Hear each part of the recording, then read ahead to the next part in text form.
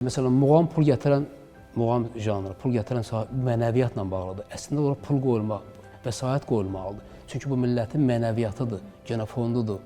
Biz millət olaraq bununla özümüzü xalqa, bütün dünyaya biz göstəririk. Bu bizim simamızdır.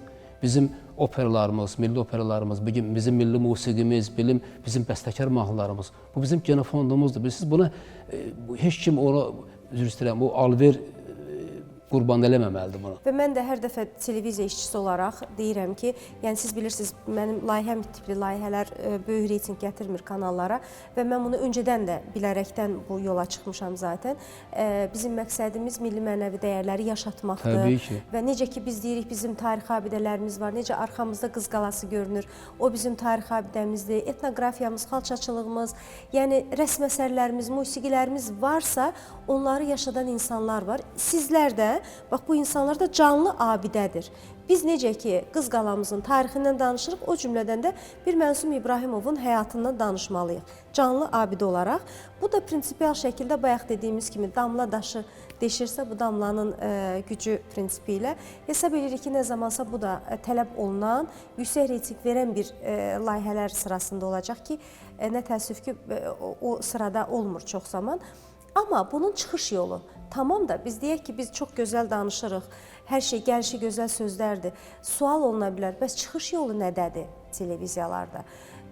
Düşünürəm ki, çıxış yolu bütün televiziya kanalların tipologiyası olmalıdır. Məsələn, xəbər kanalı, uşaq kanalı, mədəniyyət kanalı ki, bizdə onlar var. Və gəlir bu sosial verilişlər üçün də onlar da tipologiyaya bölünməlidir.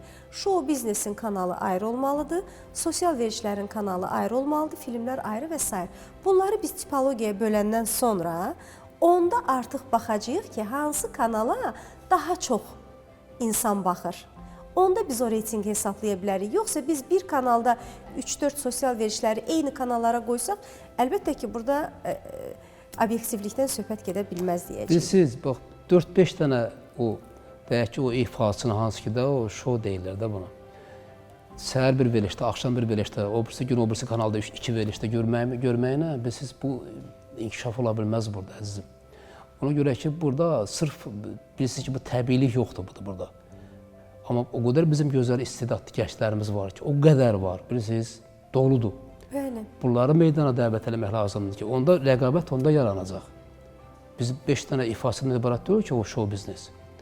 Estradamızda o qədər gözəl ifasılar, gənclərimiz var bizim. Adicə biz hər hansı bir istirahət məkanına gedəndə, bəzən görürsən ki, şəhərimizin küçələrində o qədər gözəl istedadlı gənclər repertuarla çıxış edirlər. Estradada elə gözəl istedadlı gənclərimiz var ki, doğrudan onları heç kim tanımır.